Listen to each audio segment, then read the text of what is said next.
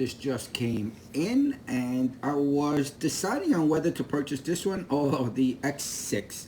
The X6 looks smaller. I believe it is smaller, but the speeds were different. That was in the 500 ranges, in the 1,000 range, read and write, and this actually was cheaper. It was on special. It was about $10 cheaper. So I decided on this one. Now, I have a Dell X17. Oh my goodness, what's the name of my Dell Alienware X17R2 laptop? In that laptop, I've done a video on it, and I've switched out the internal NVMe drive from, it takes two, and I switched it. I think it came with a 2 terabyte one. I switched it to two 4 terabyte NVMe drives, and I configured them into RAID 0, so it's really fast.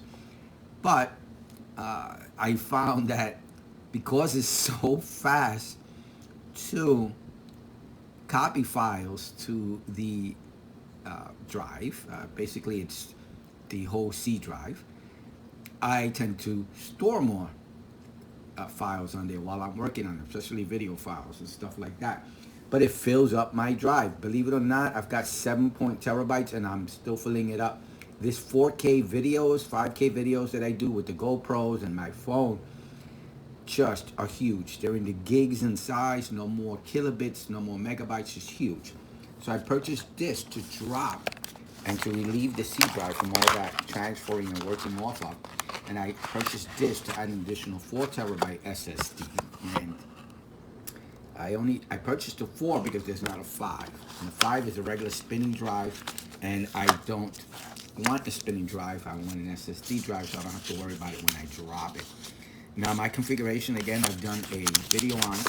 I have this pocket that I glued to the back of my PC for this situation. Now, I was using it temporarily. I'll have this at the end. I was using it temporarily when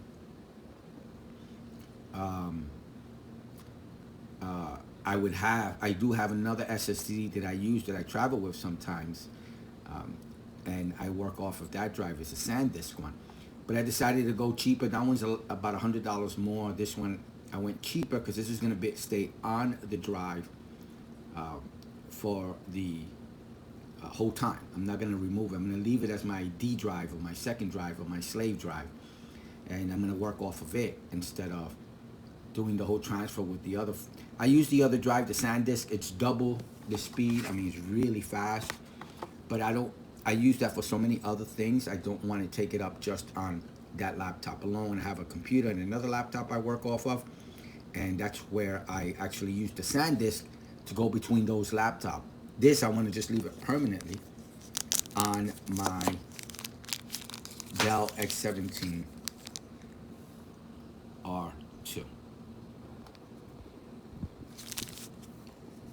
Pretty small, pretty light. I'm going to be running it, and I'm going to be testing it, or actually trying the speeds. I'll show you a screenshot of those speeds. USB-C to USB-C, which is, I'm going to be using that as well, and that's the adapter. USB-C to USB-A. USB 3.2, I believe. Let me confirm that. The cable itself from the black, I'm going to do the black area here. 9 inches. Long enough for where I'm mounting it. And you'll see where I'm mounting it in one moment. It feels like you can open it up. I have a case. It looks very similar. Just wanted to show you. So this is my battery charging case for my GoPros. And it looks very similar to this, as you can see. I want to open it. This thing itself is 2 inches. 1/4.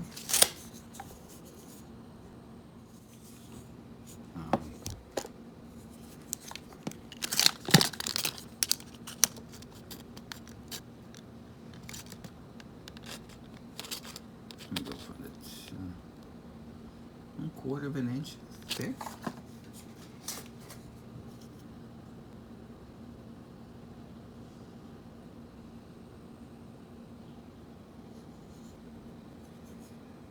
One USB-C.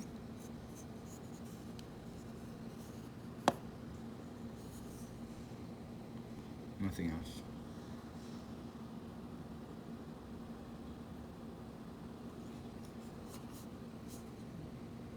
It's pretty light. This is everything that comes inside the box, just in case before I go further.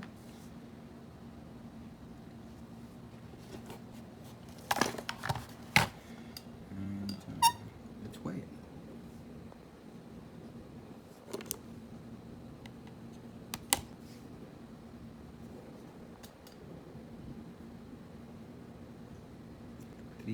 .5. No, 3.6. Not heavy at all.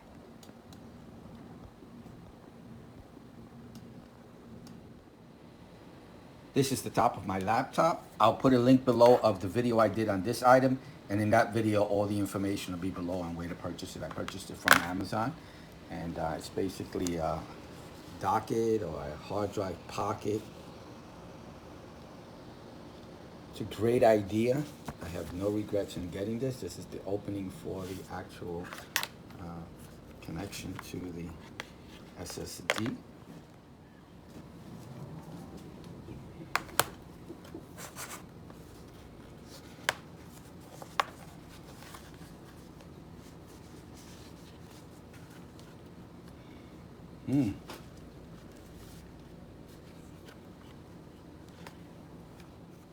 So in my situation, this cable is not going to be long enough. I got to find one just maybe an inch and a half longer. I found this cable. It's about 2 inches in length. And I believe it's a high bandwidth cable. It was one of my fast chargers as well. So let's put the cable in.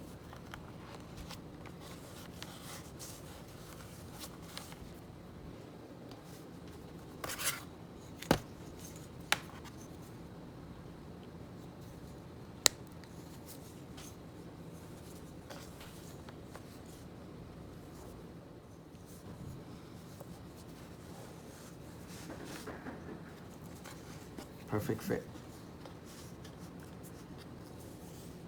And now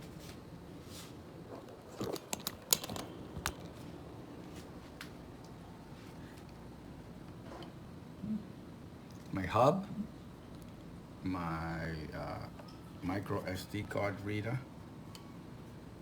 Even though I really don't need it because I have a micro SD card built in here, but I find it easier to insert it here than it is to use the slot here.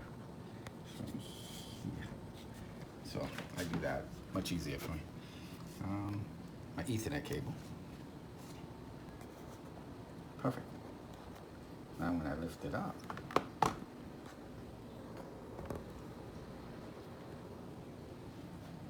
you can see it will not fall off at all or fall out of the pocket. I'm going to do some screenshots on the speed. Here are these on some of the programs I have.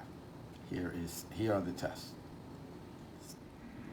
And I will also be doing copy and move pretty much. I'm going to move stuff to the actual drive itself.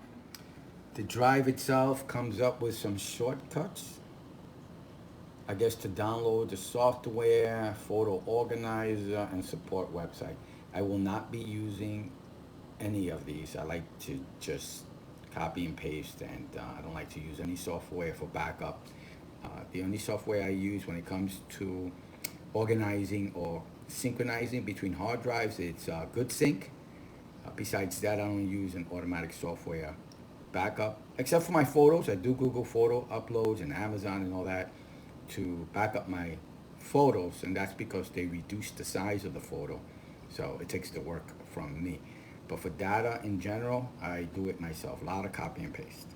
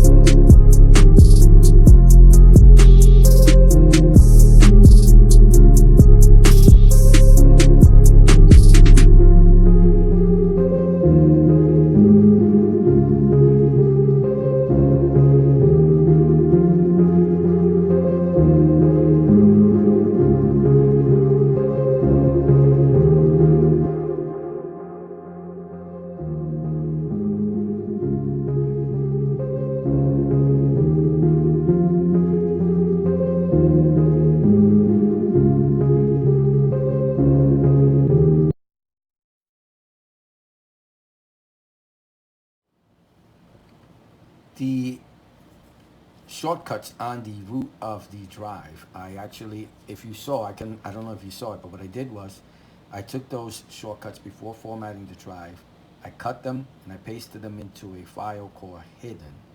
Then I took that drive, dropped it on my desktop with the hidden file with the shortcuts that were on the root directory of this drive. I moved everything to the desktop, formatted the external drive, put the file called hidden onto the root directory again, just in case I need access to those hidden files, to those extensions.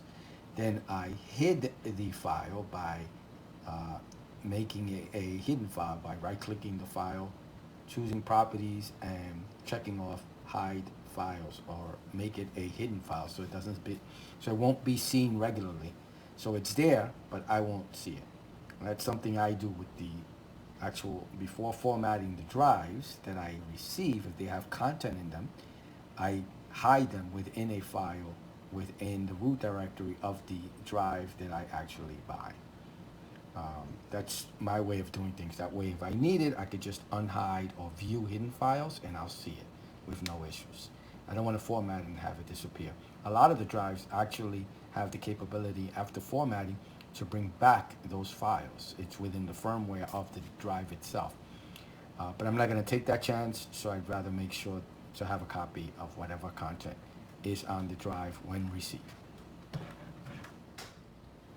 The formatting of the drive, that's something I do, that I like to do. I like to format it to NTFS. I tend to have less issues when I format it to that drive, to that format. You don't have to do that. You can use the exFAT that came. exFAT file system is compatible with Mac and Windows, so you shouldn't have any issues. I just find, it's my own personal view, NTFS corrupts less than exFAT. That's my own view. I've had exFAT corrupt on me, so it's very rare when an NTFS file corrupts on me. It has happened, but a lot less rare than when FAT is involved in the format.